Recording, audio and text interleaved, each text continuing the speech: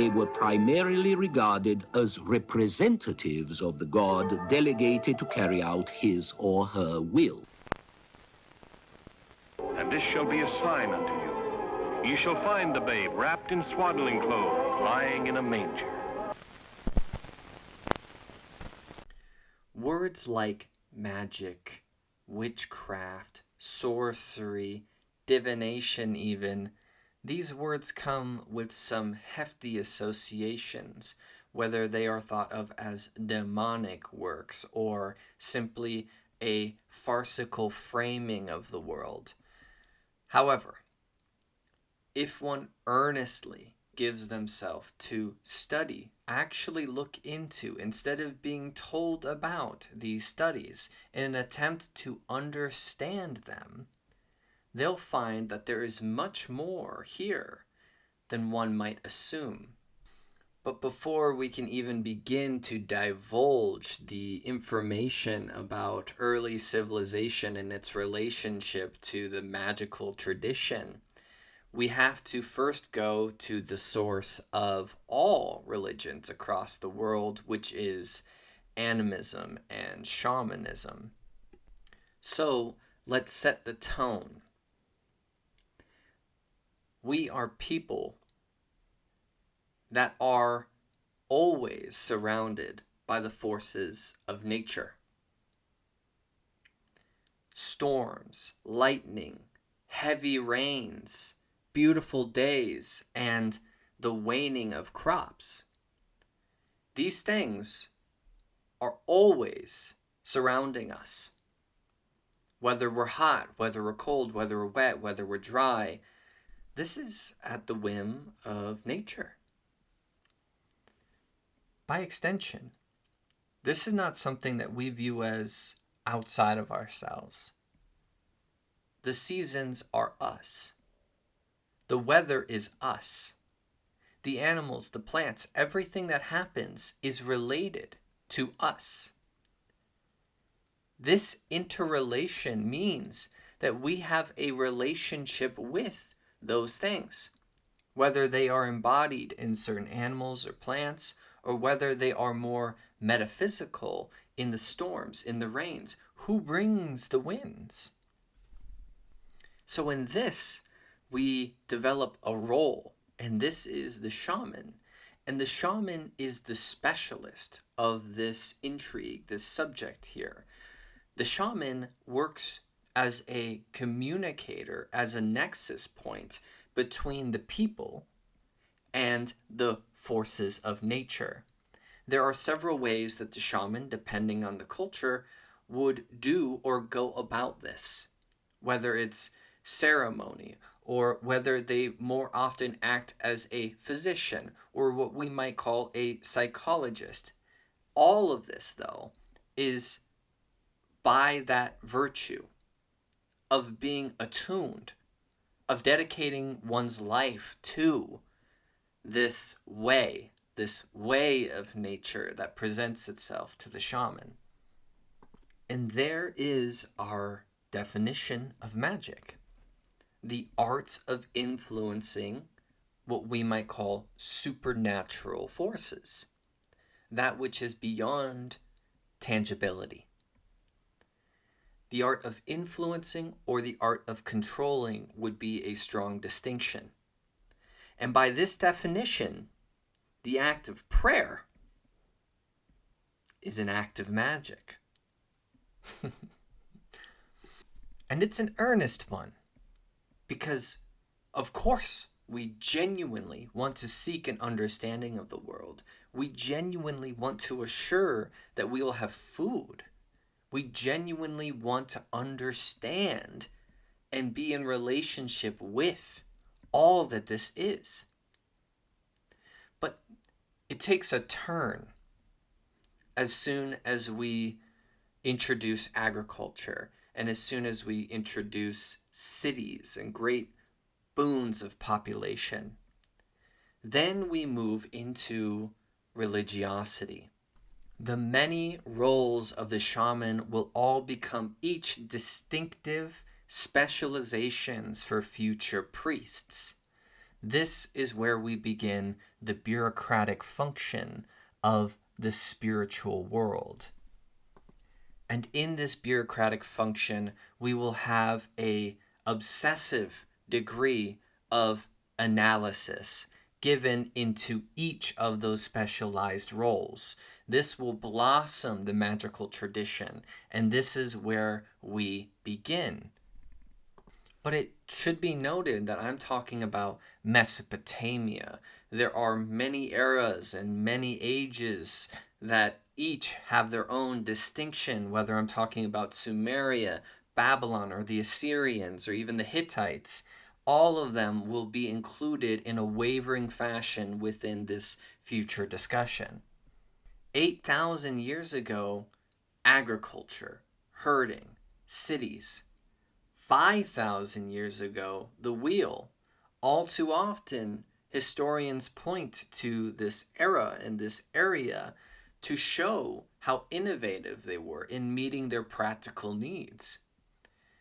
However, there is also a tremendous magical tradition steeped, hard-baked in this culture. Whether we were the common man or we were the priest class, we would have a relationship with divination, with ceremony, and everybody is occupied in a certain regard with the subject of the supernatural. The main distinction between the practices of the commoner and the practices of the aristocracy was that of intention and refinement.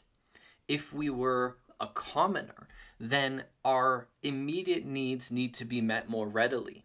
So our divination would be practiced in order for us to make immediate decisions or to reach immediate sustenance.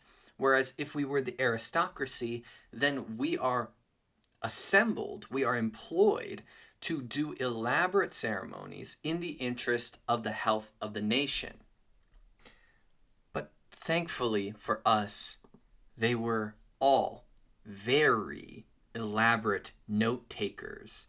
And this was because they were actively looking to improve the knowledge of how to relate with the divine and how to relate with the deities and how to relate with the supernatural. So they would take down as many detailed observations of certain noetic experiences as they could in the interest of future generations gaining from this knowledge. But let's start diving into the weeds a bit. It didn't happen often, and it was rather reluctantly accepted into the tradition, but there is a history of prophetic ecstasis, meaning mankind acting as a mouthpiece of the deity, entering a ceremonious noetic state of being and becoming a vessel, a channel for something beyond themselves. This very much leads us to the shaman and very much leads our mind to the oracles of Delphi. And just like with the oracles of Delphi, the Mesopotamians preferred, if this was accepted at all, preferred that it was done by priestesses, specifically Assyrian prophetesses of the goddess Ishtar or Aser, depending. But even when considering everyday affairs, for instance, if this is an inherited property that gains X amount of income, and we are all of equal birthright, then we would draw lots and let divinity decide who gets this. And this is the precursor of dice. If we throw out dice, we call it chance, probability. But if they were to draw lots, then that would be a direct relationship with the divine. There is no chance. The divine is always orchestrating. So whatever is chosen was meant to be chosen. This is immediately a different sort of mind to enter. In following that mind, there is a great attentiveness to what is happening, to nature all around you. There are a great number of unprovoked omens, such as the sight of a certain bird, that would leave inhabitants very concerned. And this is especially worth paying attention to. Animals as a sign of something. This is a totem. The presence of a certain animal giving a message, being a messenger. In the ancient days, the animals were all thought of as an extension of the deity. The bear is not simply a bear. The bear is the forest god inhabiting a messenger. Accordingly, animals are a medium for the relationship with divinity. These totems still survive us in many ways. Owls still have a hefty totemistic association, for instance. And when an omen would be seen, and I'm using the word omen, and in Latin that literally means a warning. Literally, this is a warning. Then the people or the priest class would move quickly to perform a ritual. That way, they could avoid whatever consequences were behind that warning. And this is supplication. This is seeking to maintain the delicate balance between mankind and the divine. We, as these people, are perfectly aware of how strong nature is. And if something bad comes about, it was deserved. So when a strange formation in the sky would be seen, this would be recorded. All this would be recorded.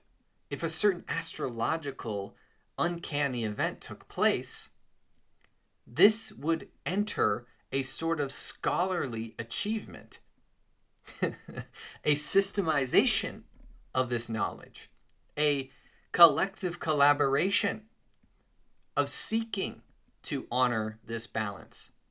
So magic is every day. Every day is a magical day. And every day you ought to be attentive to what's happening around you. And this is how astrology became so advanced. The kings would be all too interested in understanding how the seasons, the stars, would affect the crop or affect their ability to hold on to their kingship. And they would have teams of astrologers called forward to answer to these matters. But on the ground, in the day-to-day matters, there are spirits, ghosts, unsettled karma left in the wake of this civilization, demons. Now, I want to preface this. If there is such a thing as sickness, if there is such a thing as like foot fungus, this is real. We go through medical issues, yeah? That medical issue, that specific one, that is what is referred to as a demon. If we are to personify a storm, to personify the sky, why would we not also personify things like illness? So this is something to be mindful of. Demons, but also human sorcerers or witches, as it gets translated to be, curses, which we'll be divulging plenty later. So, like I mentioned with the many roles of the shamans, we have many roles for magical practitioners. There's the purely magical, which is understanding herbology, ceremony, and iconography. And then there is the, quote, scientific. This is the litigious wing, those who keep the notes. Then you have the medical, so those that are more interested in being what we might call a medicine man, which would also be the herbology. Then there is the literary, and then there is the religious. So each of these have their own distinctions. They all relate to each other, but they all have a specialization. For the Akkadians, there is this term, the asipu, which translates as exorcist. And here's a whole nother wing to enter. They are not just performing exorcisms, they are also the public priests, meaning if there was a funeral, if there was a public ceremony, they would be the one orchestrating. And they also would act as an advisor to the king. In the way of exorcism, the god to conjure, to protect this, is Enki, or Ea, god of wisdom. A great many reasons might bring about a possession. If an individual is not buried properly, if they have an unnatural death, if they were not honored in their life, this would bring about spirits that seek retribution, and they plague people. So certain bouts of bad luck, certain illnesses that wash over a person becoming depressed, rife with anxiety, these things would be in the interest of the exorcist. Those that passed and were not honored that are coming back up go and haunt friends, relatives, acquaintances, and they present themselves through the living, through possession. So how to satiate, how to placate this wrong that is now seeking corporealization? Enter the asipu. This is their role. This is what they specialize in. And there are elaborate ceremonies that are in the description. Go to the link. I'll point it out. All this is translated. We have the ceremonies. You can deep dive into them. I know I did. But along with them, there tends to also be an asu, which we could understand as a physician. They specifically specialize in creating the remedies, in making the salves. But for our purposes, we should consider them a subset. A position of particular intrigue for us will be the baru, or diviners, as we could translate. These are the interpreters of the omens. These are the prophets, so to speak. Their main form of predicting or understanding the will of the divine is actually through the malformation or the direct reading of the livers or entrails of slaughtered sheep. This practice, this method of divination is not unusual, by the way. It can be found with the Etruscans, and it can be found with many cultures in the Far East during this time period. In the way of explaining it, though, the ceremony is moving forward. We are all entering a very unique state of being, this noetic, hypnagogic, trance-like state of being, religious state. During this time dilates. It performs differently than it usually would.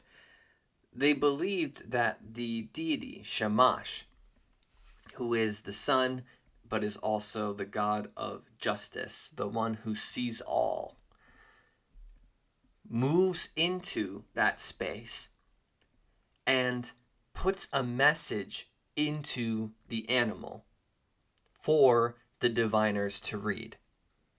Now, again, it's worth reiterating, the belief was that animals are a medium for divinity.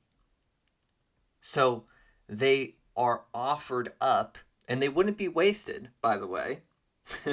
Certainly not.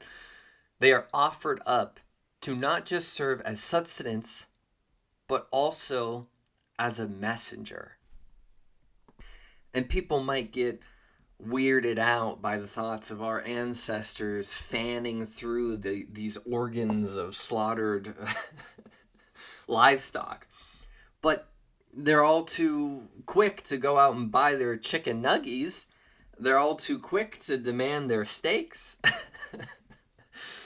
Or better yet, they're treating this as a science. And all too quickly, scientists of this age or corporation researchers are going to test on animals. They're going to give them up to the slaughter in pursuit of knowledge, in pursuit of learning something. So, is there not an odd taboo to meet here? Just as a side note, let's continue. So, the method of this is variable.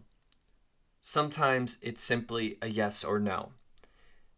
The read will look like this if yes, and the read will look like this if no. Okay, let's see.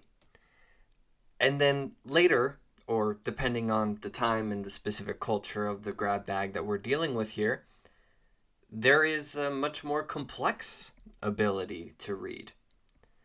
So complex that a Chaldean king is able to discern that his daughter ought to take a high priestess position, ordained by the moon deity of all things, simply by a reading given by this manner. Because if we're looking into something, will we find it? Do you get what I'm saying? If we look deep enough into a subject and we expect enough purpose to be able to come out of that experience, whatever that experience is, will we not find it? Will there not be something to learn if we charge it with enough intention? That's just a hint for later. Now, I also mentioned malformation.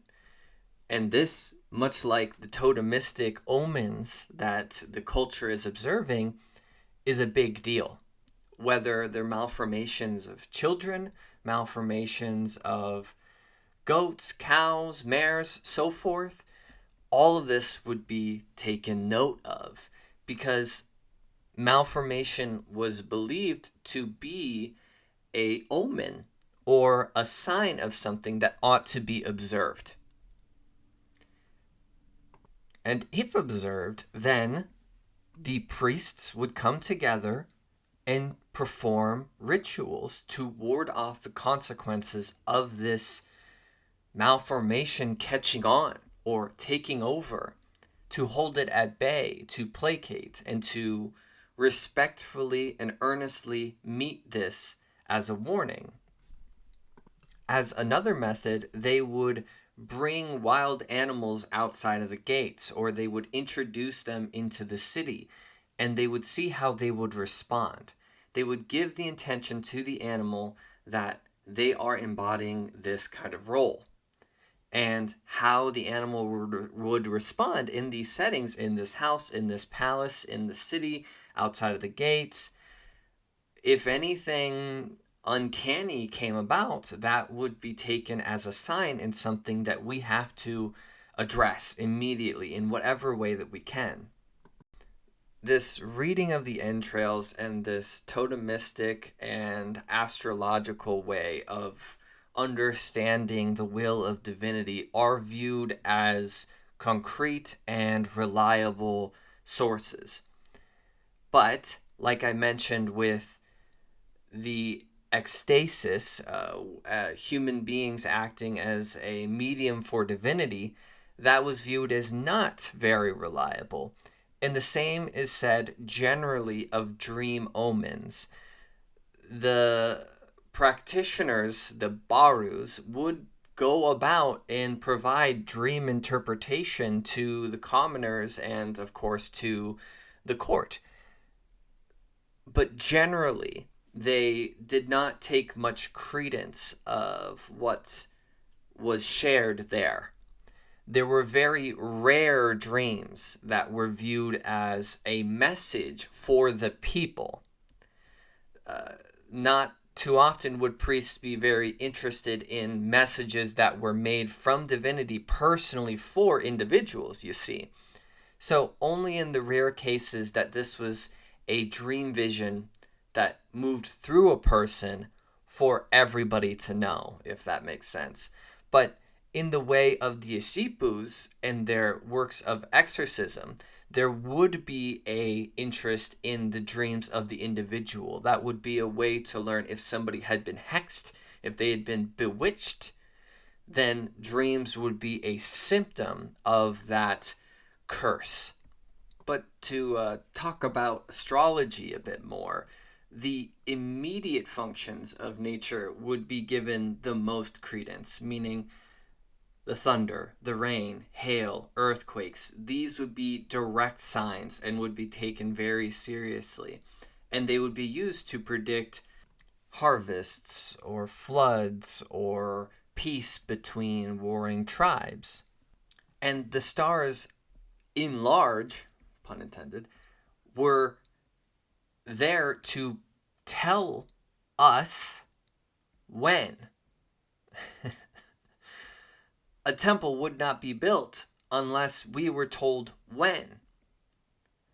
The stars had been a source of fascination for innumerable years. It became a very fine science. When this star would glow like this in that constellation, there tended to be a boon in this harvest. When this would fade from the sky, that would be the right time to know when to do something. And they followed this intentfully. Just observation. Again, like a science. They observed that when this happens, then. If this, then that. And this became very sophisticated, the heights of which we'll never fully know, thanks to the destruction of the Library of Alexandria and so forth. Only late in this era, by the 3rd century, 5th to 3rd century BC, we start to see that astrology puts on the personal horoscope, and what I mean the natal chart, where you can calculate where the stars were when someone was born. And the fact that that's possible, I can't get that through enough. The fact that they have that level of knowledge, it shows. It shows. The Greeks get a lot of credit for the development of this natal chart. But this was also being done near Babylon around the same time. But again, this is a means of contact. Why are the stars put up there? They are put up there as a map from the divine to man. Again, communication. So we earnestly need to observe the stars to understand what they're trying to tell us. If they speak in a very different language, we need different ways to interpret that language, whether through animals or through the sky. And it's no wonder that the constellations of the sky are named after animals, because this was the whole idea. How do we hear it? How do we come to understand it? What do we need to do? What work do we need to put in to see this, to understand?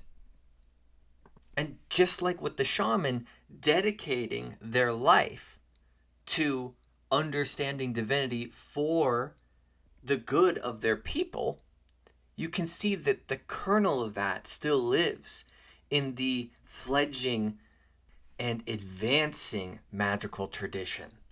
But let's get back on track. Other means of divination. There were practices of pouring oil into water and observing the shapes, practices of producing smoke and observing the shapes. In a way, the method isn't important, it's the intention. In another culture, it would be tea leaves, or we'd be dealing cards out on the table and calling it tarot, or we'd be staring at somebody's hand.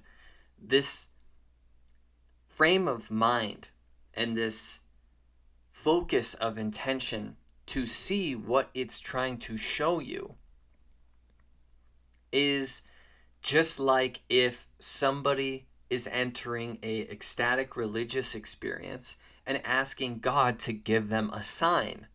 It's all the same approach. I hope you can see.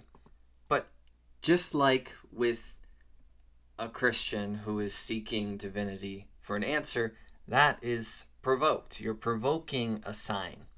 And thus is the nature of divination. You're provoking a sign. But there also is the unprovoked, a dream that comes to you with no explanation, a meteorological event that is uncanny and seems to very much be saying something, the presentation of a certain sort of bird that is not native to this area or ought not be where it is found. These things are the divine provoking you. But there are even more aspects to consider here. Objects being one of those. Images and objects imbibed with divinity or magical supernatural purpose. Certain stones that could be used for certain ceremonious acts. Certain sigils that could be imbibed with enough intention that they carry their own power. Certain architecture that could be built in such a way that it comes with its own imbibement, its own spirit, its own magical composition. Now, people were very afraid of curses and witchcraft and supernatural harm, you could say. Not just from deities, but from people flinging this stuff around. So the temples would build a Lamassu, which would be this chimera, man, bull, lion. These aspects, these spirits put together to offer a protection, to conjure these spirits of these animals into one form to act as a protector. So here we're especially seeing a nod to the ancient shamanic shape-shifting or skin-walking techniques of imbibing the animal, of channeling the animal, your animal. The tribe's livelihood depends on this animal, then we walk that animal, we embody that animal in order to best understand how it functions, how it goes forward, how it looks at the world. And this helps us not only provide a better solidarity with the world at large, but also the practical needs of following this animal, of depending on this animal, of respecting and honoring this animal when we utilize or harvest that animal. Accordingly, this would be the basis of symbolism into the future. This shamanic way, this animistic way of coming to understand the animal kingdom by imbibement would set the grounds for this symbolism that we see now budding into this chimeric form created for the purposes of protecting temples. But these lamassus would be relegated to the aristocracy, to the kingship. When it comes to the commoner, we have these clay figures found at burial sites that were put beneath the floorboards of homes. In other instances, you see figurines or symbols made to wear around one's neck or in their pocket to serve as a protector. So in this way, this could be an odd precursor to the cross or the evil eye. These creations imbibed with purpose in order to act as a spiritual protector as one goes about the uncontrolled world. This is as earnest as not wishing to become sick, not wishing to become depressed, full of anxiety, wishing to evade these occurrences that life bears. But for future purposes and to elucidate everything that we've been covering here, we should go over major categorizations when it comes to the tradition of magic. There is white magic, which encompasses two forms. Liminal magic, which is when an object is transformed and taken into another status. So we imbibe this symbol with greater intention. It grows. It becomes more than simply an inanimate object. Now it plays a greater purpose. This is not just a stone. This is insert here. Or this is not just the symbol of a T. This is the cross of crucifixion. Greater yet, a magical ceremony with the purpose of transforming the individual or collective individuals into a higher state of being, of greater clarity, of greater understanding. This is liminality. This is liminal magic under the white magic banner. And somewhat relatedly speaking, the other is defensive magic, which is when an evil is removed or repelled. So thus exorcism being in this wing, or amulets, or the forging of the lamassu, or the lions that sometimes individuals have at the gates of their driveway. These acts serve to defend that which is good, thus the white magic banner. And then we enter ambiguous territory. We could call this gray. And this is aggressive magic, which serves to make an individual or object or whatever superior, have greater strength or greater levels of attraction, efficacy in the world. And you can see how this becomes gray. Because on one hand, there is a sincere motive behind becoming more emboldened, becoming stronger, becoming more attractive. However, this can be used to invade other people's consent and invade what is otherwise the natural order. And when that is the case, that is what gets grouped into black magic. This specific form of aggressive magic where the individual is moving to harm somebody else or moving to inflict pain in service of something. This was of great concern to the greater state of this Mesopotamian society, this Mesopotamian society, and this Mesopotamian society, to be on the lookout for black witchcraft or anything that would muddy the waters of the natural order sought to be maintained with the greater world.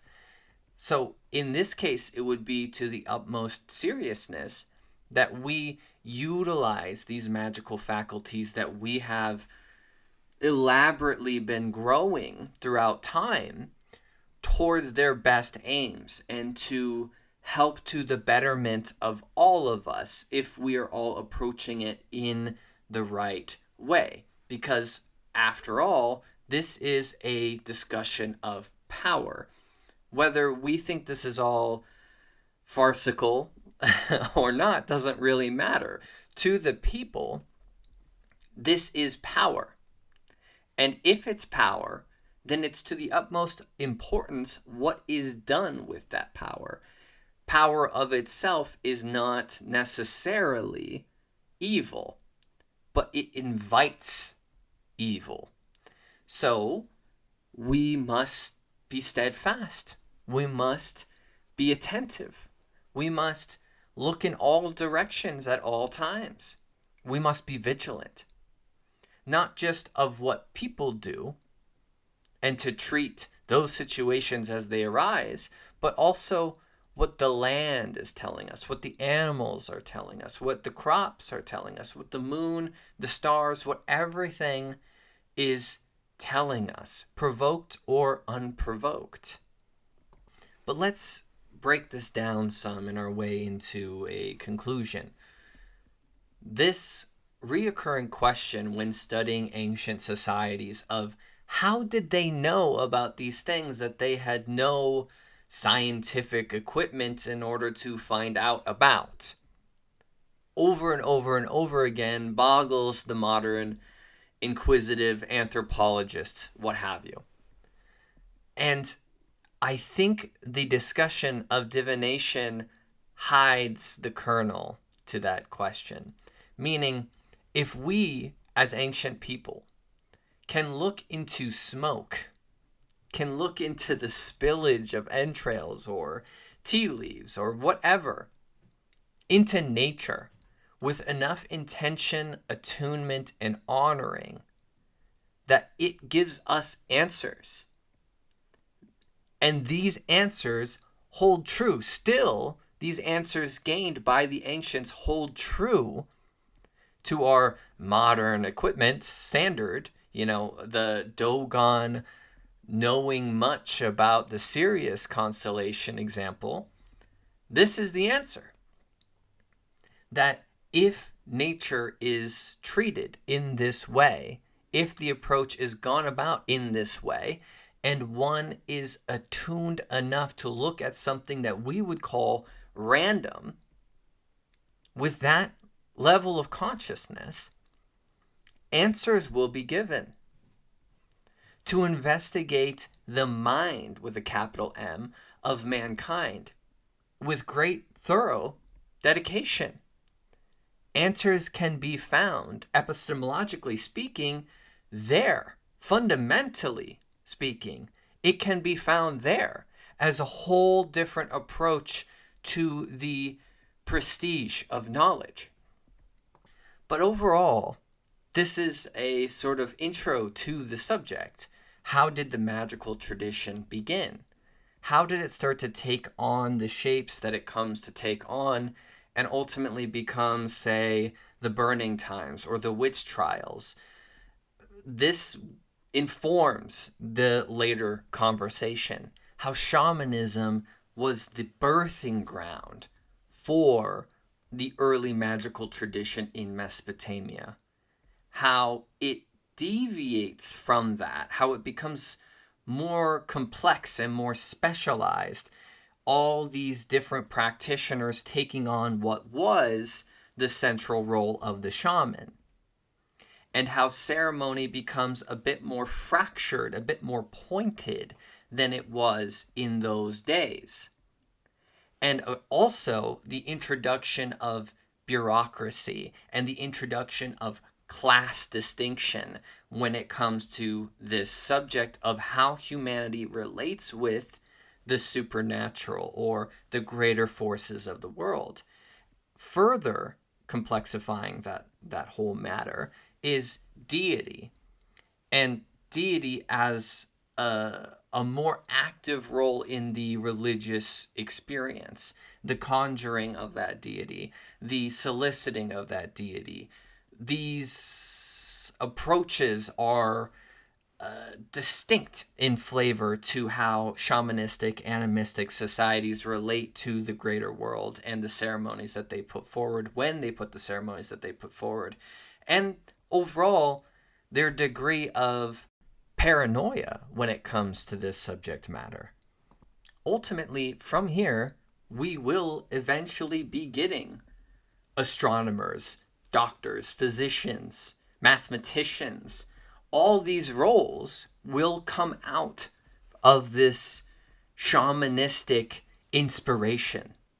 We are starting to see how this fractal is taking on different arms of knowledge, if you can see what I'm saying here.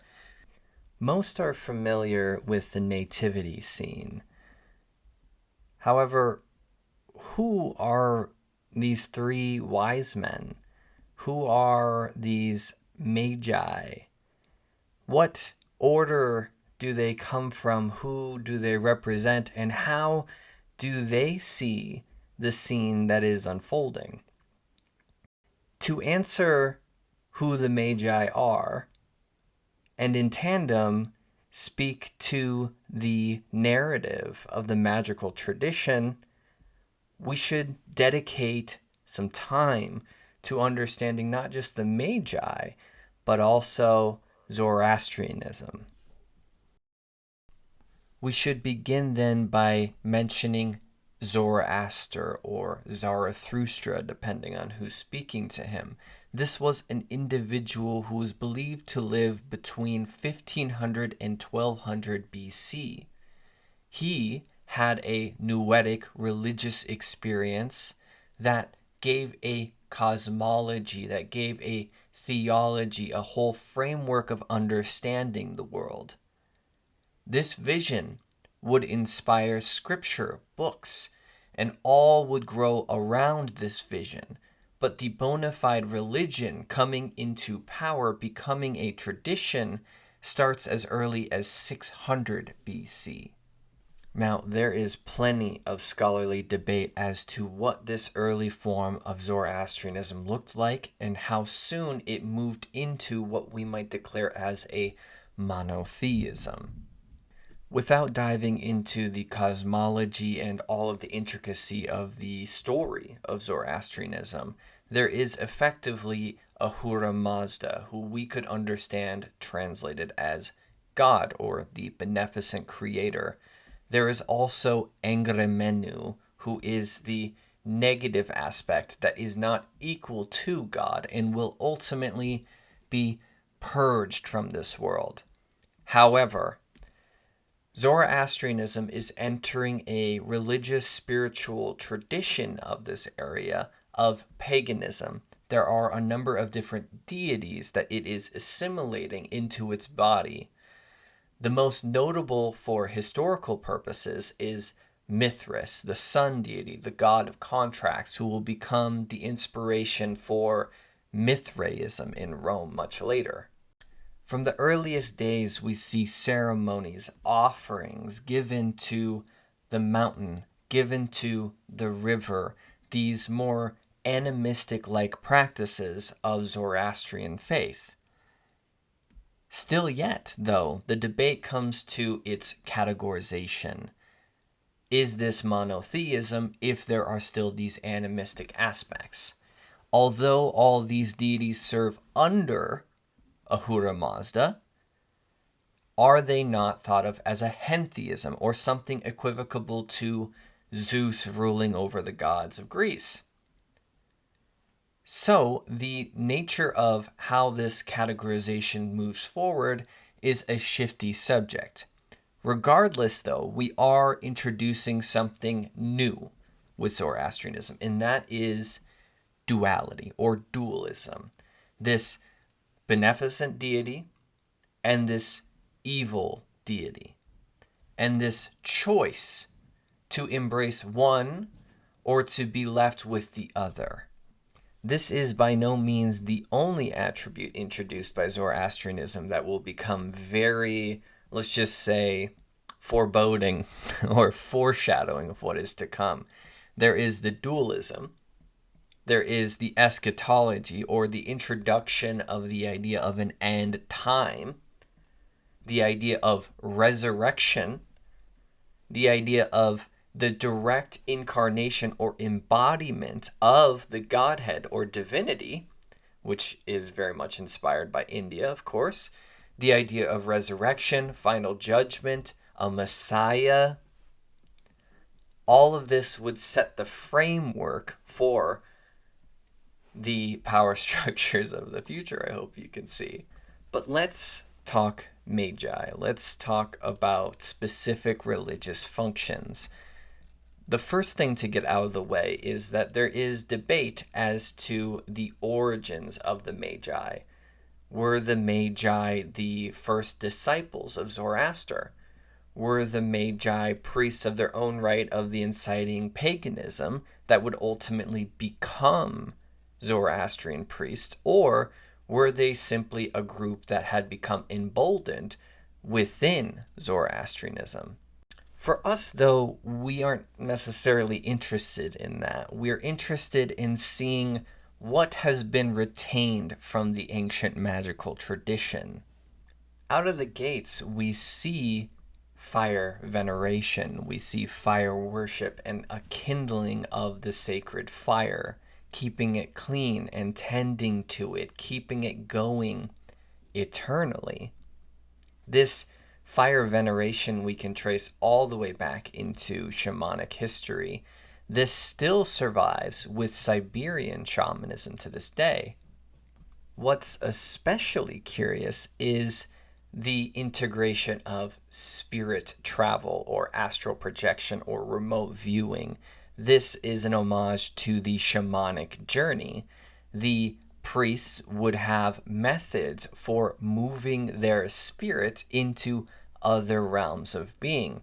While this can be done in a sober fashion, there is also the assistance of plant medicine, fortified wine, the homa, all manner of ritualistic herbology in order to solicit sacred spaces are utilized. The Magi orchestrate all manner of public ceremony. Again, whether it was to acknowledge the mountain or the river, or more mundanely speaking, to give a wedding ceremony or burial rites. Any ceremony done would be the personal specialty of the Magi. They are additionally known as great mesmerizers. They have memorized the ancient religious hymns. They are keen astrological observers. They interpret dreams. They advise the king. So here we see that role once again played of being at the top of the caste system, having the ear of the highest ruler. So the only thing missing here, as a distinction from Mesopotamian magic, would be the specific mention of exorcism. In all of the studies that I've taken towards this, I have not found any allusions to exorcism via the Magi. Another distinction is the aforementioned spirit travel, or that astral projection practicing. That was not found in Mesopotamian society. So we do see some alteration here, but it does seem that the main body of the magical tradition has been allowed its continuity. So I'm saying the word Magi, and this is the root of the term magic. The Greeks would say magos, and this magus in the old Persian would be this very specific role that I'm carving out here today. This magical practitioner, this inheritor of the advancing of the magical tradition. The Magi here are going to be a nexus point, a collection of all of this ancient knowledge, moving from the shamanic, moving from Mesopotamia, and in particular in Media, or what we would today call Iran, they are cherished. They are at their supreme. There are ancillary Magi in Babylon that are thought of as charlatans. So we are discussing specifically the Median Magi. And it should be mentioned, it should be known, that the Magi have mastered the art of prophecy. They listen to the oracles and their prophetic ecstasis. They follow the stars. They are very mindful of meteorological events. comets, constellations, so forth. In addition, there is this mystic means towards prognosis, this utilization of the shamanic journey in order to learn of what is to come or of what is, much in the same way as the black budget projects to remote view in the modern day. But let's hash out the faith here a bit more. The ultimate goal of the world is for goodness, Ahura Mazda, to reclaim it, that evil will be banished. But in the meantime, we, as playing a part in this, must help facilitate that return. If we all become better, if we all become spiritually matured, then we are bringing the ground for this eschatology. So then it is very important that we help further this mission. The Yazatas, or what would later be translated as angels, have a part to play in this, and our veneration, our honoring of them is important accordingly. And the astrology as well is very important. All of these means towards magic are a way to help further the mission of this world's becoming, you see. So these religious practices, this astral projecting, this herbology, this dream analysis, all of this is in seeking the wonderment and fulfillment of that which is provided via Ahura Mazda. We're traveling into these soupy waters of magic, and we're trusting our direction, our intention towards that approach. We must be vigilant. We have to watch for the signs, and we have to have the knowledge of being able to interpret the signs given directly from divinity. So, Zoroastrians, and by extension the Magi, would be very attentive to certain astrological conjunctions in the sky, would be very attentive to the North Star, being that they believed that it was a embodiment, vessel of Ahura Mazda, like the eye of Horus, looking down, watching as a beneficent reminder that the supreme deity is overlooking, is being watchful, and is there, effectively. The North Star at its podium, at its post, is that very icon. But it's very interesting to contrast these arrangements. What I mean is the North Star acting as the watcher for Ahura Mazda, further out, farther away, a greater metaphysical primordial essence, creator, you see.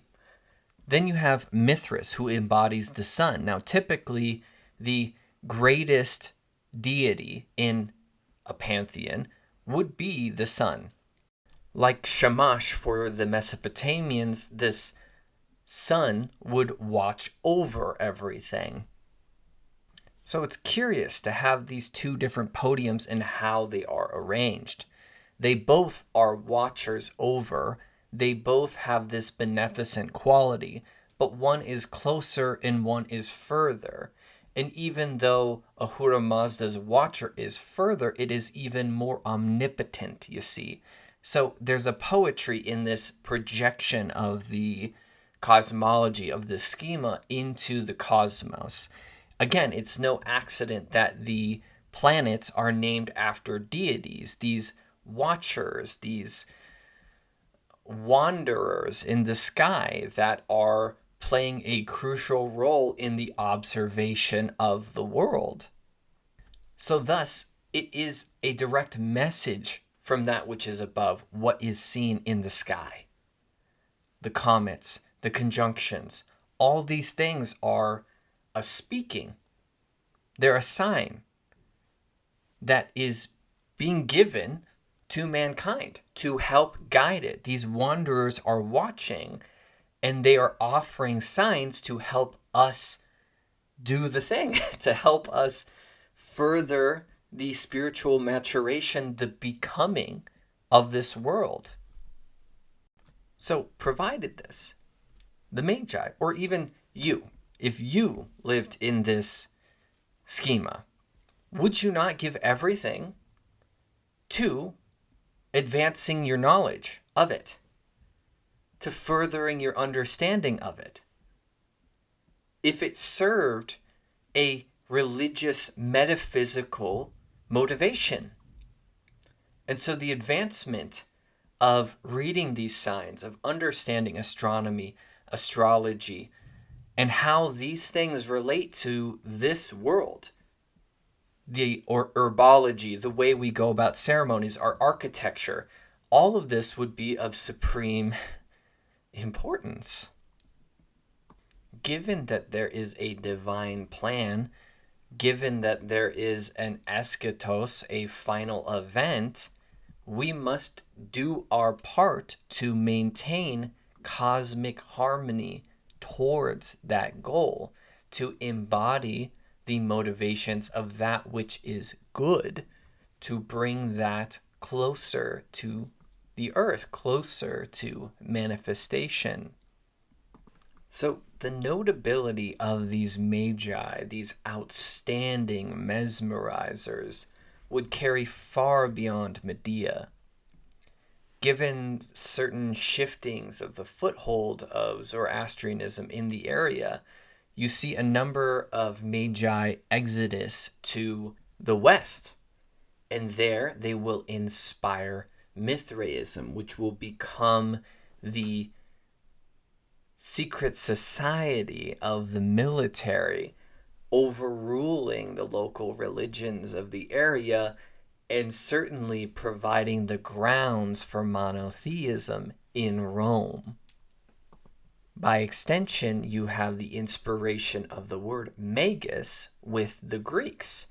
And the magus in their language will become the soothsayer or magician, or one who deals with, say, paranormal arts, shamanic ritual. But here, it's important to note, no matter where the influence of the Magi moves, this distinction of how to relate with the spiritual world is changed by them. And the change is completely a matter of duality. Now there are good spirits and bad spirits. There are not mixed or ambiguous or gray. There is the good and the bad. We see this as a stark contrast to the Mesopotamian practitioners, their ancestors. This distinction between both certainly serves the visions of Zoroaster, or how the religion has formed through time, but this is a very uncharacteristic way, historically speaking, of approaching spiritual matters. Just as an easy and quick contrast, you can say, hey, Zeus is obviously a great guy, when in fact a lot of what Zeus did is not great. Or you say, hey, Hades is clearly the evil one, when in fact Hades is very much not that in their mythic understanding, in the story, in the lore of it all. So this is the very beginning, the very seed of casting this dualistic net across different mythologies of the world.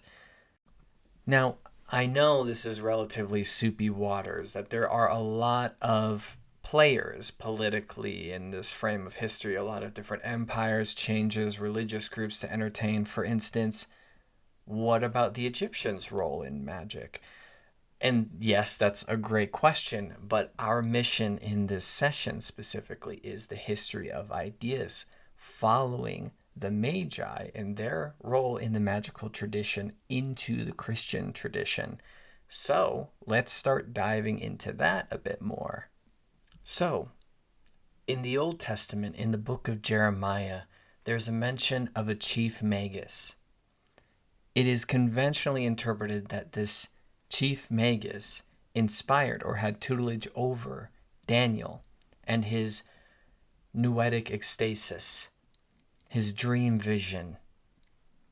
And might we then make the leap and say, at the very least, that Ezekiel's vision was inspired by the arcane knowledge and the vernacular, the symbolism of the Magi?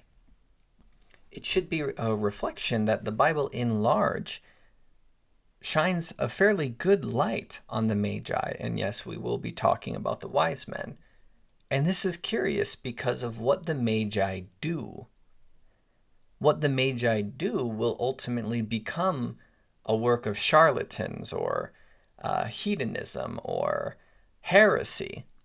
Still yet, whether in the Old Testament or the New, the Magi are exempt of this sort of approach, which is very curious, don't you think?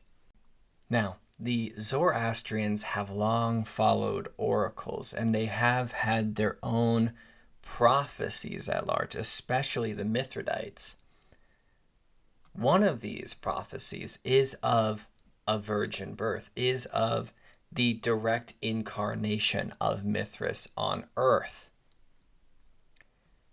So, if that were to be true, and we as Magi take this very seriously, we would be looking out for the conjunction or the sign.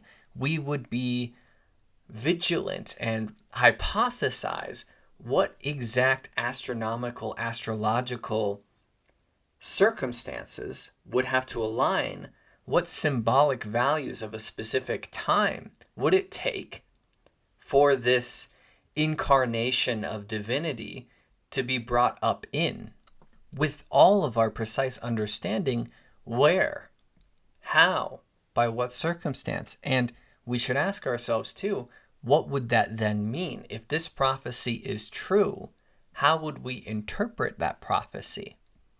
Would this be the beginning of the eschatos? Would this be a herald of better times to come, the bringing of a new age? Perhaps the age of Pisces as a good reference? What would that mean is a great reflection for us at this point. So here it is, the Star of Bethlehem. And as to what that is exactly has a certain variance of interpretation. This Star of Bethlehem is a specific conjunction. Is this Star of Bethlehem the North Star, that of Ahura Mazda? You see? And then accordingly, that this child is found. This child is born. This is the story. So how do the Magi interpret this nativity? They have been looking out for this prophecy. And the child is found. Now, this might be heresy for me to say, but just as an entertaining thought. If we are looking out for something and we project a lot of meaning into that, and we see a trigger, we see something, a sign that is very significant, and then we happen across a child that fits all of these circumstances that we've invented, is that child the thing? I hope you see what I'm asking here. Or do we make that child the thing? Of course, in the conventional approach, this is irrevocably an incarnation of divinity, no question. But what I'm asking is this level of potential confirmation bias as an entertaining thought. But even to step outside of that, this child would represent the embodiment of Mithras, or a vessel of Ahura Mazda.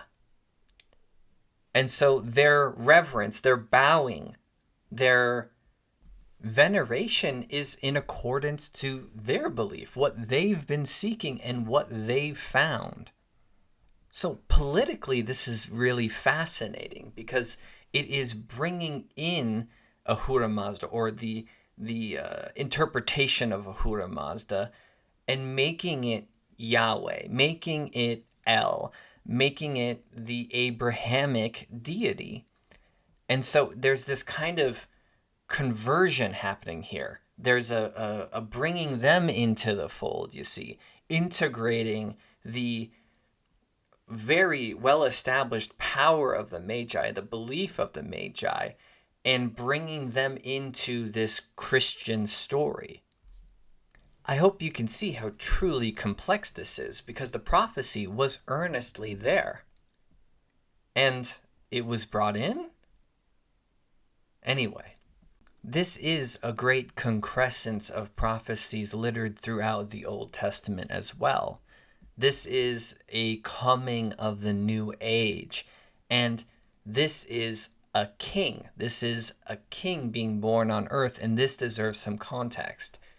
A king was historically interpreted as divinity incarnate. Thus, the pharaoh is a direct tie to the deity. So, this king has the mana, or has the innate power to change the story of the world, to further it. And so this very specific conjunction, bringing about a very significant person, is the language of the ancient past. You weren't just a king in the sense that you inherited the role. You were a priest king, a philosopher king, an ordained king, given that birthright through divinity, through dream, or through prophecy. So a king is, at the very least, a de facto demigod. And so what are the gifts that you bring on this very special occasion, in this birthing of a new king that will bring the new age unto this world? And the gifts are, as many of us know, gold, frankincense, and myrrh. Now, myrrh is a bit of a mixed bag. On one hand, it was used to make the balm for burial. This could be a symbolic reference or a foreshadowing of the atonement of Jesus later on in the story, his death. Or we can interpret it a different way, and that is that myrrh was reserved for anointing ointments for kings. Either way, we're carrying a very different type of significance. And mind you, we're paying attention to some herbology here, some sacred herbology. I'm just saying. Frankincense, though, is much more straightforward. This is a sacerdotal incense. This is reserved for ceremonies, for the priesthood, and this would only be had by someone of the priest class. So this is an homage to his holiness. And lastly comes gold. And in a very straightforward way that I don't get along with personally, gold is simply an homage to the king status once more. And I don't get along with this because of the context that we've built here. Gold, historically, is emblematic of the sun. Literally, the sun. And we have here prophecies of Mithras from the Mithridates. And Mithras is the sun. And so, as a direct incarnation by this prophecy, that is Mithras. And accordingly, we bring gold. Now, that's just my take on the matter. But of course, this has been interpreted in the former way as well. But to wrap up the historical narrative here, Mithraism will be swallowed up by Christianity in Rome, and Zoroastrianism will ultimately be supplanted by Islam. Zoroastrianism survived and is still practiced to this day. But let's do some refreshers for the purposes of our investigations in this session. The Magi uniquely consolidated and furthered the magical tradition in ways that we have never seen it since. This use of astrology, herbology, soliciting mystical experiences, ceremony, dream interpretation, remote viewing, astral projection, all of this is uniquely akin to the role of a shaman, the many roles of a shaman. This isn't a far stone's throw away. It's often assumed that religions such as Christianity are exempt from any mythical or magical interpretation. But if one earnestly and without bias gives themselves over to the study, they'll find that there's a lot more here than one might first assume. We stand 2 millennia in the future, looking back at these events. But how would it have been interpreted by the people of that area? How would it have contrasted with their beliefs at that time? Without that context, it would be outright shocking to see that the early depictions of Jesus performing his miracles were with him doing so bearing a wand. Before we dive in, I want to make it clear our overall mission here. 1, we will be elucidating Jesus as a mythological figure, and what I mean by that is we're placing him in his web of association given what time he's appearing in. Additionally, we are investigating the allegation or the claim that he is a magician. Overall, we will be discovering the information here. We will not be seeking a hard and fast conclusion on the matter. So with that, let's just go into it openly. So who is making this claim, this designation of Jesus as a magician? To be fair, early Christians are the ones creating these depictions. However, the main claims come from early Greek writers and from the Jewish Talmud. In said Talmud, there is a mixed bag when it comes to how to interpret the miracles of Jesus. Some are more forgiving, others are more passive, simply calling his miracles a work of magic and sorcery. And then others are much more stark. For instance, quote, Jesus was a magician and a fool, and Mary was an adulteress. Now, naturally, if one is to perform an act such as raising Lazarus from the dead, which we'll be touching on later, this very naturally will be interpreted as black magic, as nothing short of necromantic, Satan affiliate magic. And to be fair, this is an open question outside of those who wrote the Talmud. Did Jesus acquire a certain understanding of Egyptian magical practicing, in that they were quite adept in the ways of illusion and puppetry and the sleight of hand? And if they were earnest, were they by ill-gotten means? Overall, there is a sentiment that Jesus had led people astray by the writers of the Talmud. The Messiah, or the Savior, would have brought the eschatos, the peaceful world. And by virtue of where the world is now, that wouldn't seem incorrect. So there's all kinds of debacle here. Were those that were healed actually healed? And by what means? The level of commentary is overall inconsistent. It seems very much that this is too soon to really decide what exactly had been going on here, if anything at all.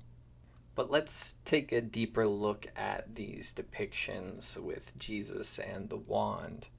Now, in some depictions, the wand is thick and ruddy, more of what one would expect from the look of a wand. And then others are more long and narrow, almost like they're a reed. While wands were used for a while now in the ancient Greek magical tradition, the power was mostly seen to be in the incantation, in the words given in the magical act. So, by arguments like this, early Christian writers would vehemently defend the miracles of Jesus and to dispel the accusations of these being a work of a common magician. And modern biblical scholars will be all too quick to say, this is not a wand, this is a staff. And that works quite nicely because that ties us right into the, quote, magical or miraculous acts of Moses and his staff. Even just a simple glance at the various decks of tarot, you know that a certain set of the cards can be wands or they can be rods, and both are effectively staffs. One is shorter, one is longer. So you see how really messy and intertwined this subject is. But to claim that is purely a staff keeps it nestled more cleanly into the biblical tradition, outside of the magical tradition. And this is the separation that's being attempted here. So let's do some digression on Moses then. Moses uses his staff to part the Red Sea. Moses strikes a rock with it and produces water. One is nature magic and the other is a transmutation of elements. To me, what's most curious is the instance of Moses' staff turning into a snake, or in Numbers, when he uses the staff with a coiled snake in order to heal the people.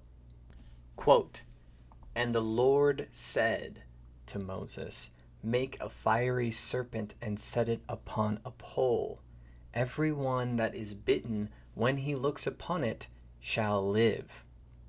If we do a little bit more digging, then we would find that this depiction goes back into Mesopotamia, which really makes one wonder about the inspiration and the initial intent of this depiction in the Old Testament. This staff will be called Nehushtan.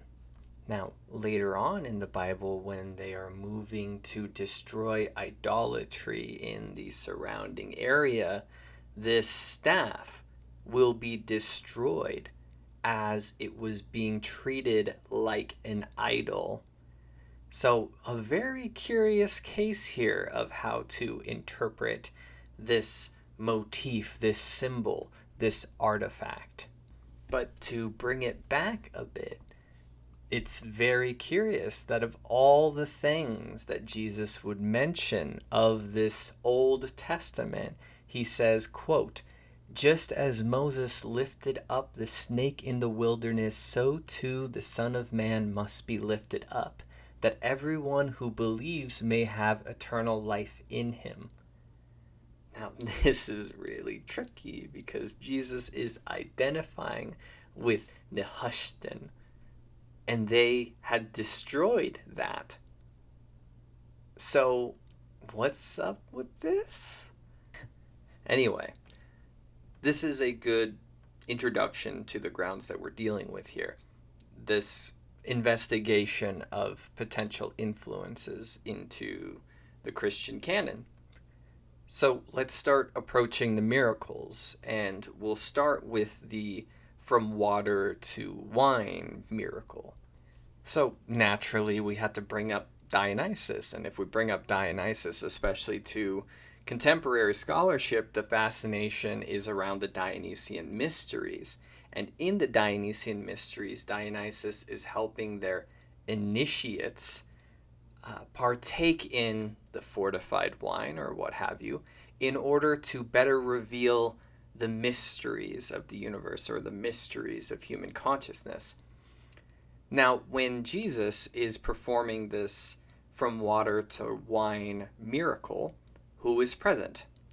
His disciples and Mary. It seems like there's a little bit of a parallel there, initiates, so to speak.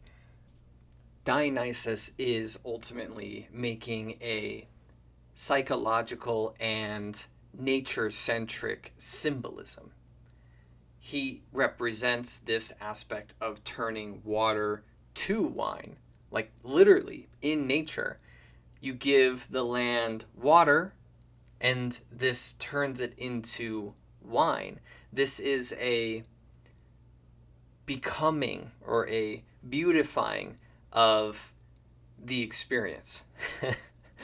Dionysus is revelry, drunkenness, a full embrace of human sincerity and duality, the chaotic and destructive parts of ourselves, and the creative and good parts of ourselves. This full, authentic experience. That is the Dionysian. Whereas Jesus, with this miracle, is making a point of the sacredness of marriage. So these are two very different means, but it introduces us to this trope that we're going to see throughout, and that is that often we can trace the inspiration of Jesus mythically to fertility deities, and I hope you stick with me so that you can see that too. So to continue with Dionysus, we should pay attention to his staff and this thyrsus and what it might represent. Notice there is a pine cone at the end of this staff. This staff and pine cone in large represents fertility and transformation. Worshippers of Dionysus would carry around this thyrsus, this staff, and would engage in the ecstatic dance. This is liberation and rebellion, a seeking of a more profound understanding of existence, let's just say, the uninhibited nature of existence. So this is ritual madness. This is ritualistic ecstasy. This is pretty counterintuitive. You're moving to explore the taboos of society and the imaginative self. But oddly enough, Osiris and the Egyptians utilized this pine cone symbolism at the end of his staff, even though the Egyptians have fairly little precedent for pine cone symbolism. And greater yet, the Pope with his pine cone staff. Now, let's not go there right now.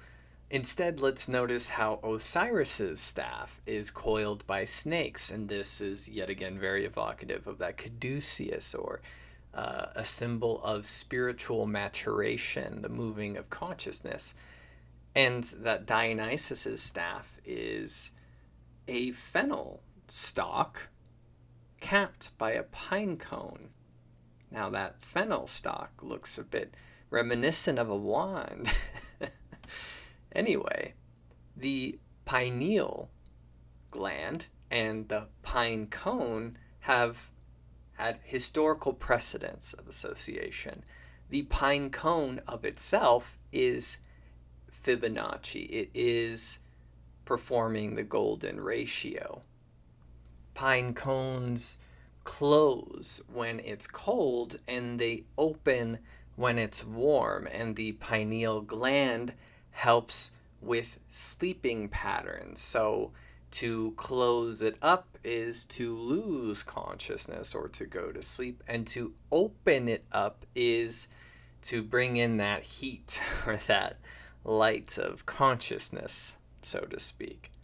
So in the most tame way, we can interpret the pine cone's presence in Christian iconography as enlightenment, even though the pine cone was also very heavily utilized by fertility deities, you see. Not to mention those fertility deities' aptitude for resurrection. But let's instead consider these exorcisms and these healing miracles that Jesus performed. earlier when I mentioned the passages of the Talmud, I also mentioned that there were early Greek writers that wrote on Jesus. And in that, they paint this narrative of Jesus looking for work as a carpenter in those missing years of his life and finding it in Egypt, and there learning their arts of healing and puppetry, illusion, and even so far as carving into one's skin magical symbolism or the proper formulas in order to perform said miracles. It should be noted, since we've been paying attention to the magical tradition at large, we saw exorcism performed and advanced in its technique through Mesopotamia and Mesopotamian magic. And from all that, we also learned how these techniques ultimately came back all the way to shamanism and animism. So these techniques potentially utilized, whether in healing or in exorcism, go to the medicine man, go to the shaman, and have been given all this time from effectively prehistory until this moment to gain sophistication and advancement. Or perhaps even better put, maybe they are more honoring of the genuine art of the shaman. And it is noted that where is Jesus performing these miracles? Well, they're not on his home turf, so to speak. He's performing these miracles with people who don't know him. So there certainly is something to be said about the nature of belief, of consent, when it comes to the nature of magic and its effectiveness. But regardless of any criticism of, hey, did this actually happen, or by what means did these miracles be performed if they actually happened, regardless, it's very apparent, and will be stated later, that the approach of performing these miracles is good.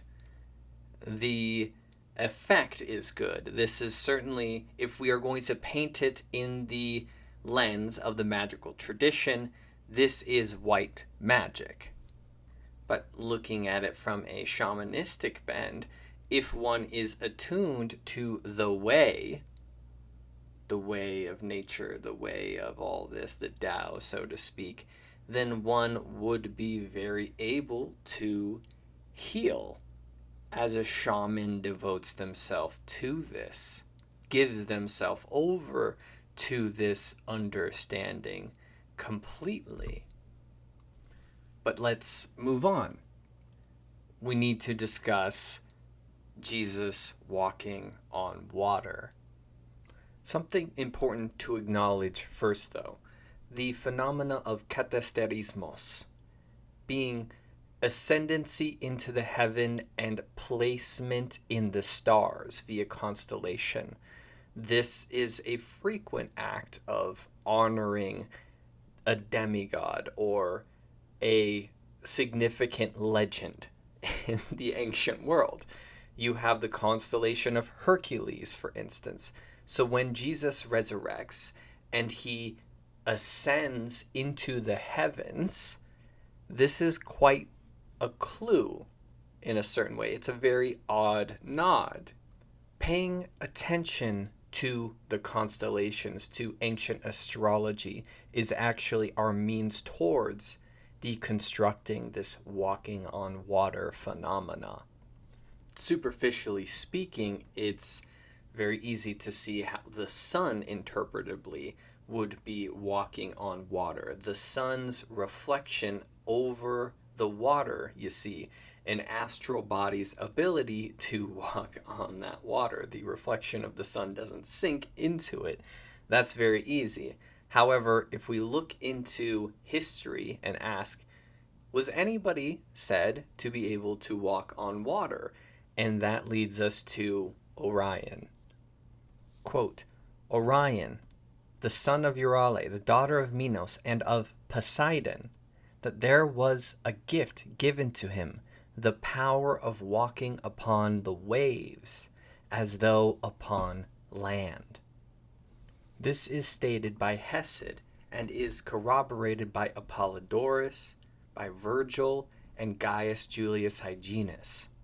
This power to walk on the water was gifted when Orion ascended into the heavens, was given constellation. Interpreting this astrotheology, we need to see where Orion is in the sky.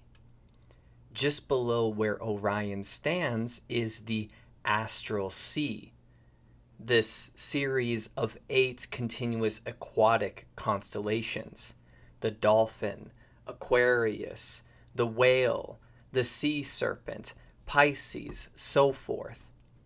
Orion walks over the celestial sea. Generally speaking, scholars agree that the books of the New Testament were written 40 to 60 years after the alleged death of Jesus. Accordingly, they do not present eyewitness accounts of said miracles. These writers would have been familiar, at the very least, with this trope of Orion's presence and of his sea walking. Thanks to our former session, we're very aware how the Magi inspired the New Testament, and that was very much due to their astrological fascination, their astrological advancement and prophecy. Accordingly, the Bible has its sourcing all the way back into wisdom earned in Mesopotamia. Following that lead, we'll see that Orion's name in Sumerian is Dingur Damu, along with 2 ancillary titles, Sukal and Pashishu. Dingur Damu. Dingur means God, deity, and Damu means child or son. So this son of God. Sukal means messenger, and Pashishu means anointed one.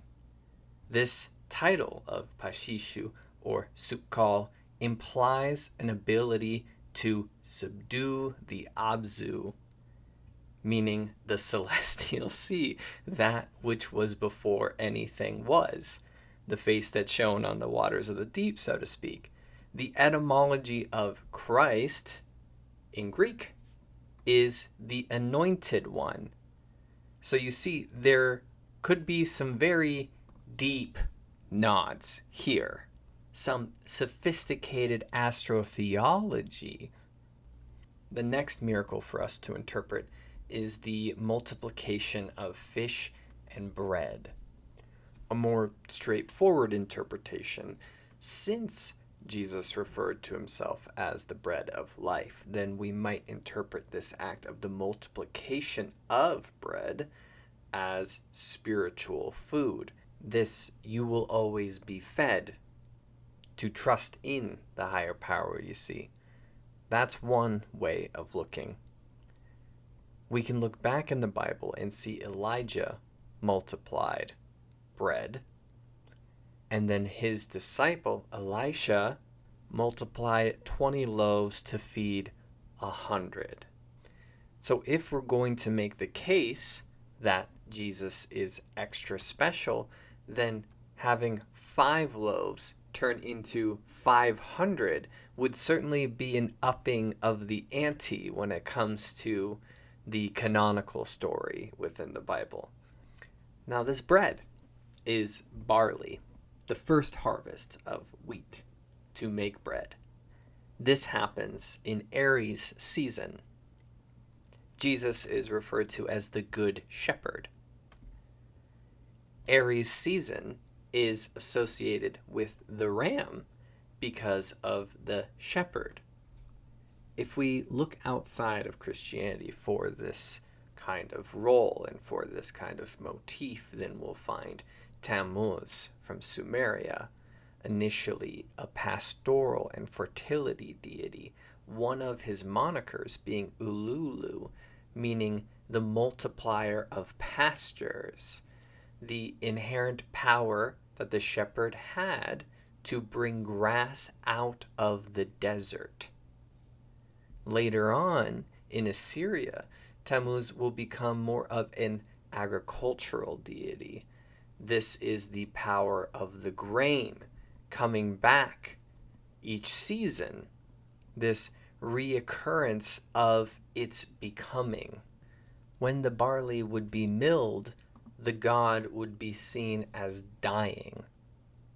And so they would create a ceremony to bring an effigy, to bring offerings out into the desert to honor Tammuz in hopes that he will become alive again, resurrect. And what is the season of this death for Tammuz? It is March to April. It is the equinox. It is the astrological proper time for Easter. This offering given, this effigy made, this personification of Tammuz would be an assemblage of vegetables and honey and all manner of food, that of which the earth provides for us to continue living. And if we look a bit deeper into this character, then we'll see a myth where Tammuz had a dream that he would die. In this case, he does all that he can to avoid this and to escape. But sure enough, it happens. And in the other myth, the descent of Inanna, we see that that is a direct substitute for the myth of Persephone, of which the Greeks will tell. And in this case, Tammuz and Inanna switch places throughout the year. This is when fertility goes underground and then later comes back up. But we do see this direct case of resurrection, but it is purely tied to the natural, how the land will grow again. It will stop and it will grow again. Tammuz, the shepherd, represents this vegetative growth, or later represents the grain's growth in this way. So this resurrection is very apparent. We could call this a symbolic or a spiritual resurrection. Regardless of the technicalities, it does seem quite coy that Ezekiel 8:14 gives reference to Tammuz. This character of Tammuz seems to be the oldest inspiration for this particular story. But this inspiration, this motif of fertility and resurrection is going to spread out all across the board, and we are going to entertain that. We are going to divulge, at least in some small way, each of these stories and each of these variances that come along with how this story has moved through time. And we can begin with a tutelary deity, a Phoenician deity, that being Melkort. And while much isn't known about this deity, we can discern two very poignant things. One, that Melkort will syncretize with Asclepius, meaning that this association with the rod of Asclepius, the healing attributes of Asclepius, and a fertility deity have history. And then the other, of course, is the more obvious.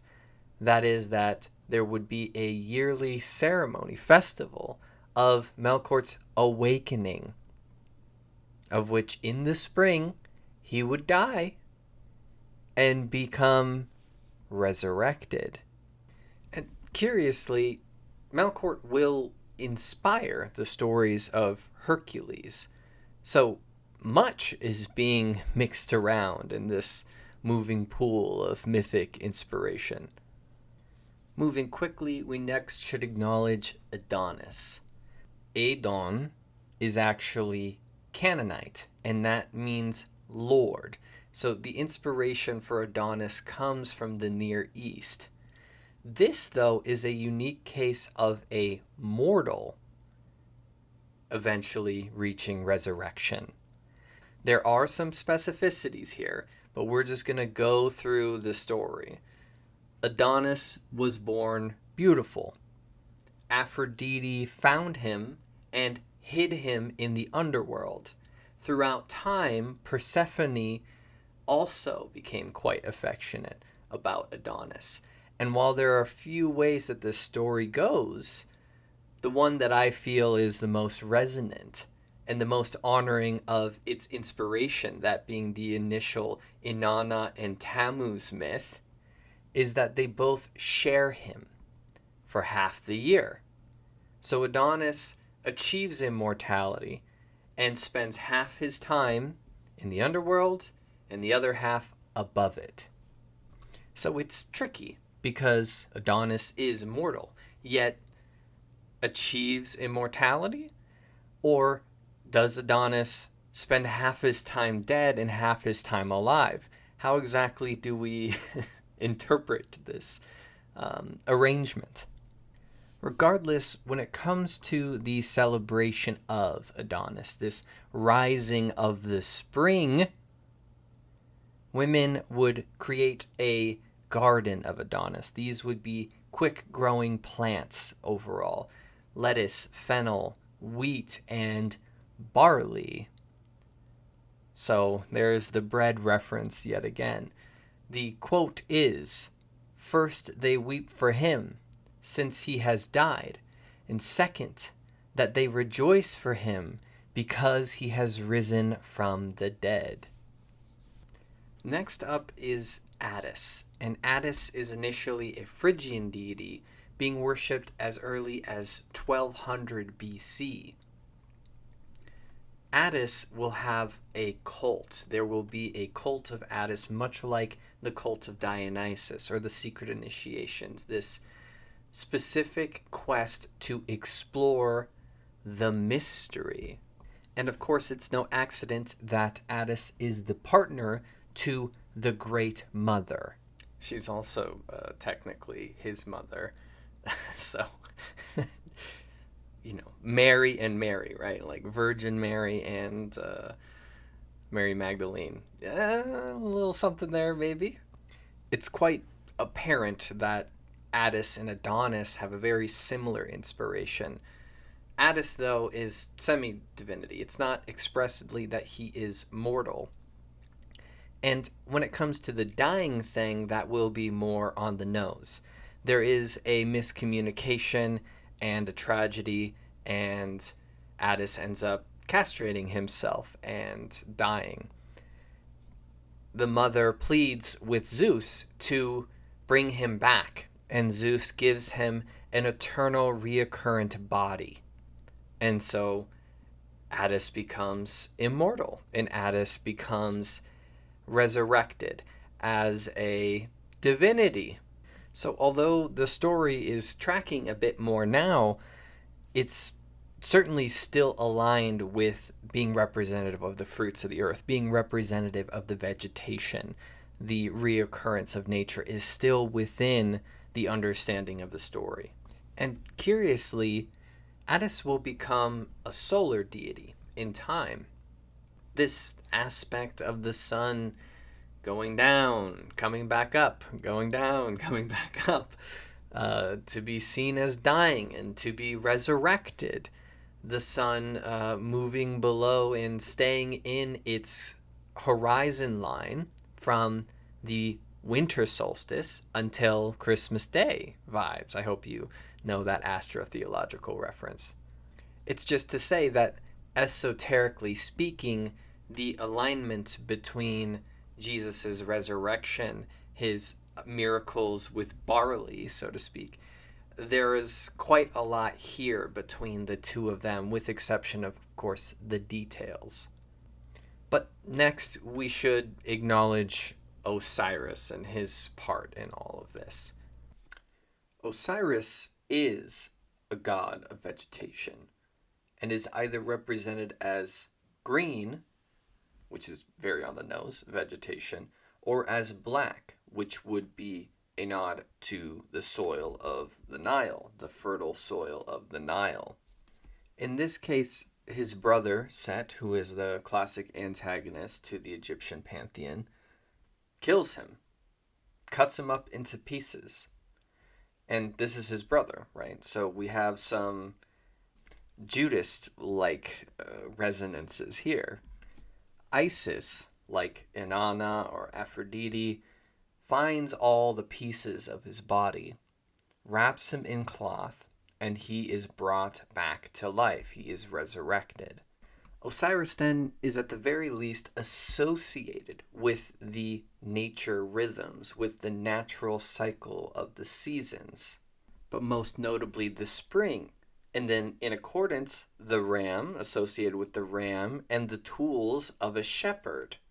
And curiously, his sign in the sky is the rising of the star Sirius and constellation of Orion. So we're playing with a few different things in the case of observing Osiris. One is this nod to the dismemberment myth, which isn't our job to deal with today. But in accordance, in the festivals, it's shown that after Osiris is brought back to life, he defeats Set. So this resurrection and redemption is thematically on the nose. Last on our list of acknowledging ancillary or analog fertility deities is Baal, the Canaanite storm and rain deity, as an interesting variation. This is the most appropriate because the Canaanites are the inspiration for Judaism and then subsequently Christianity. This is all the same area. In addition, the motifs that we're going to be seeing here are the most informative. So, as mentioned, rain, storms, and association with the agricultural cycle, a direct inspiration from Tammuz. Baal is the son of El, meaning God. El and Yahweh would become God. So, yes, it is fair and completely direct to say that Baal is the son of God. Baal will succumb to death, will die by virtue of the god of death, Mat, etymologically the root of the term mortal and muerte. Baal's consort, Enoth, will mourn him, and he will subsequently be resurrected. Since he conquers death, he is given a king status, king. And he is proclaiming the beginning of a new peaceful era. You see? In reference to Jesus, we'll see this quote: "He humbled himself and became obedient unto death. Therefore God has highly exalted him and bestowed on him the name which is above every name, that at that name of Jesus every knee should bow in heaven and on earth and under the earth, and every tongue confess that Jesus Christ is Lord." Again, since this Son of God conquered death, this is proof of their kingship, proof of their divine ordaining. The analog here is the most capturing, is the most parallel. It would seem then that Baal serves as a cultural, theological, religious, mythic foundation for the later precedents of the Son of God, yet again. And here with Baal, it's a curious deviation from the different fertility myth delineations that we've seen, because now it's associated with the rain and the storms. So there is a higher vantage point already to being the Son of God, or that which is above. And here, if we just removed the more animistic or worldly aspect, then you can see a figure, an actual figure. Anyhow, we will summarize all this at the end. So that's needs to be said. But for now, we should notice that the variants of the fertility myths are always variable. This one is immortal, this one is amortal, and this one carries this motif with this miracle, but none of them are the same. They all, though, have this reproduction aspect or multiplication of the loaves that started this whole investigation. To be able to take a little food and make it a lot of food would seem very much in the ballpark of the fertility agricultural deity. And of course, they resurrect. So, in a way, the performance of the miracle of the multiplication of bread is already quite the tell of this future resurrection that will happen with Jesus. But we should return to this miracle and notice too that there were also fish involved. It's not just bread, but specifically 2 fish. Now, while fish is a bit of a triggering mythological reference, it sent me down the road of Dagon and sent me down the road of Matsya, the first avatar of Vishnu. But I think it's much more apparent and easy to see that this is quite the age of Pisces kind of reference. The 2 fish, Pisces. Age of Pisces will begin with year 0, bringing in a new age, a new astrological age. That's what this all moves towards. And strangely, during this research, I happened upon a new manuscript, apparently just freshly unraveled, that gives an account directly of Jesus says. And one of the things that it alleges is that Jesus wasn't seeking to create a new religion, but was looking to restore a 1,000-year-old tradition. And this tradition, this 1,000-year-old tradition, was a God that was both male and female. And so that sent me down a ways. My job isn't to fully unpack this reference in this session, but it did send me down back to Hinduism.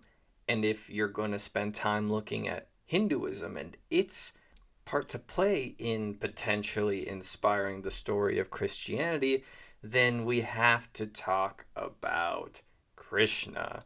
This will be the last deity that outside of Christianity that we will be discussing in this deconstruction. Krishna is certainly a very different type of inspiration than the whole grab bag that we've previously dealt with. It should be minded that in Hinduism, there's this concept of the avatar, not referencing the movie, the embodiment of divinity in man or in personhood. So the divinity exists of its own right, but it will take on personas. It will take on forms in different ages. This is like the Logos speaking through time. It will have a vessel to transmit its message in time. And so in considering Jesus from the Hindu or part of Hinduism's perspective, he is another avatar of this divinity, like Krishna. A notorious debate, especially in early Christianity, early Christian theology, was whether Jesus was more man or whether Jesus was more God. And still to this day in Hinduism, the debate continues on whether or not Krishna was more man or Krishna was more God, or if he was simply fully both. And the resemblances certainly don't stop there. If we go to the Bhagavad Gita, we see a quote from Lord Krishna. He says, "I am the origin of everything, and everything arises out of me." And then we quote Jesus once more. "I am the bread of life. He that cometh to me shall never hunger, and he that believeth in me shall never thirst." So it's not to say that these are exactly the same, and given our trajectory of looking into the fertility myth connection, then to say, "I am the bread of life, one who comes to me shall never hunger," you can see what we're starting to dig up here. As a quick list of verifiable similarities between them, Christ was born in a manger. Krishna was born in a prison cell. throughout their lives, both are sought by people who would see them undone. Let's just say it that way. Christ is a shepherd. Krishna is a cowherder. There is an overall emphasis of the pursuit of peace, of tranquility, of love for your common man. And perhaps most importantly, they were both foretold before their birth that this divine creation or immaculate conception or representation avatar of the Creator would be born. And that they are simply that, a direct manifestation of divinity. Although these different areas would understand the concept of divinity differently, we nonetheless can see a resemblance. Which, mind you, Krishna was said to be born alive 3,000 years before the events of the New Testament. So, this is all just to point to a different level of influence, a different potential lead in the mythological investigation. Before we come to summarize or to conclude, we have one more miracle to investigate, and that is the raising of Lazarus. Of all of the miracles performed, this miracle is the one that was most popular for early Christian iconography. The outline of the story is that an individual, Lazarus, had been dead for 4 days. Jesus brought him back from the dead. And this is where we're seeing the wand appear most often as well. If we entertain the thought that the early Greek writers put forward of Jesus learning these magical arts from the Egyptians, even these high magicians, while they might be able to pull off exorcism or healings of those that are afflicted, this would have been certainly a one-upmanship, not just the self-resurrection, which will come later, but the resurrection of somebody else. So let's do a brief discourse on the philosophical, religious, spiritual ideas of the greater Mediterranean when it comes to the idea of the afterlife and the nature of the soul. Orphism certainly comes to mind, where Orpheus goes into the afterlife and seeks to bring back his lover, and would have been successful had he not looked back. As a general statement in the Greek understanding, those who died did not come back, with exception of very few legends, and they were attempted but not done. Since we brought up Orphism then, there is that concept of metempsychosis, of the transmigration of souls.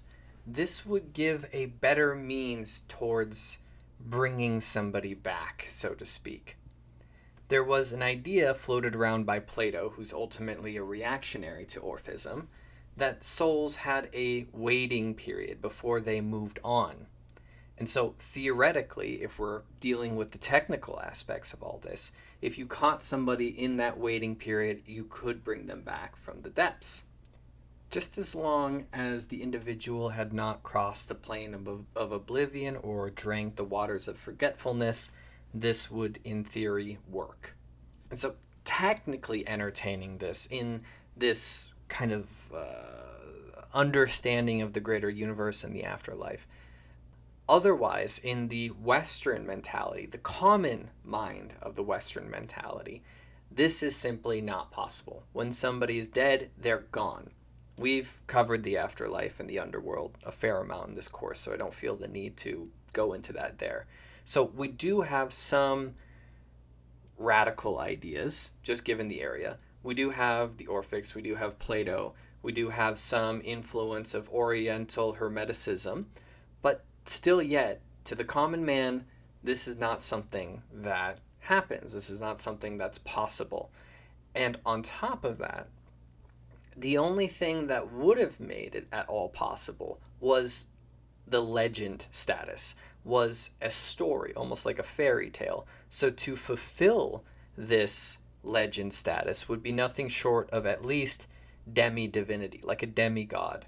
So that, I think, puts it into place how this meets the common man during this time.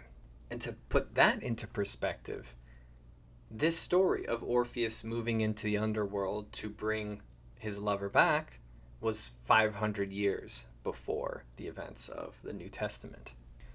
But to speak to the way former line of thinking that we are on, of Jesus being a magician, this is nothing short of a high act of necromancy.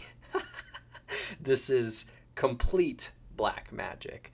And to give that some more context, necromancy, by its very word and etymology, is summoning and speaking with, but it is not conjuring, it's not embodying or making them manifest in body necessarily. That's confusing, I know. There are the examples of channeling, but to resurrect a body and to bring its soul back into itself, that is a different league. And if one looks into the magical tradition and looks at the ancient grimoires, especially from this era, it was no joke to pull off ceremonies of this kind. This would have been the magnum opus of a lifelong study as a magic practitioner, to pull off some magnificent necromantic act. The ceremonies of themselves are highly costly. They are huge investments of time. They are absolutely expensive, taxing of the self and soul.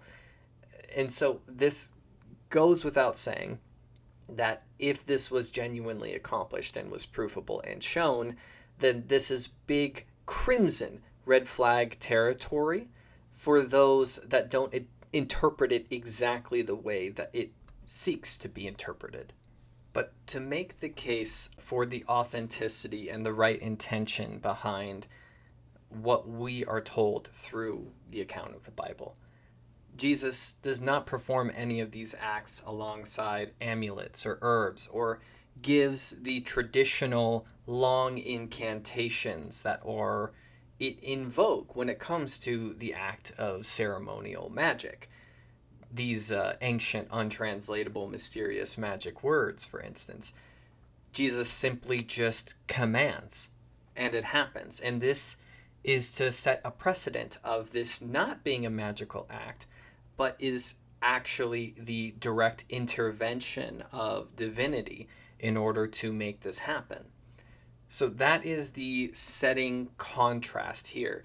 The Bible is not kind to magicians. Bar Jesus is an example of that. Or how Barnabas and Paul were saved from the fall of becoming magicians, avatars, channels for Zeus and Hermes, and instead following Jesus. The Bible as a text at large wants to dispel magicians. It wants to make this individual of Jesus the end of it all. Jesus outperformed anything that could have been conjured otherwise by the text. And it illustrated how those that tried to do anything different would be punished, would be exiled at the very least, go blind, what have you. So Christianity at large, right here, is separating itself from the traditional magical practicing of this area, and it's forcing its different interpretation than that of which has come before.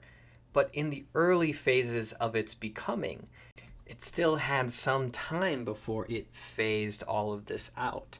Thus, the early depictions of Jesus with the wand, or early Christian use of amulets, or going to the oracles for advice. This all would be lesser and lesser and lesser as Christianity gained predominance. And that's because Jesus' miracles were proof of Yahweh's predominance over the metaphysical cosmos. So any acts must be done through him. Any miracles or magic must be done through him, and that is where we set for now. And to perpetuate the story of his courage, I command that from henceforth he will be set among the stars and constellations,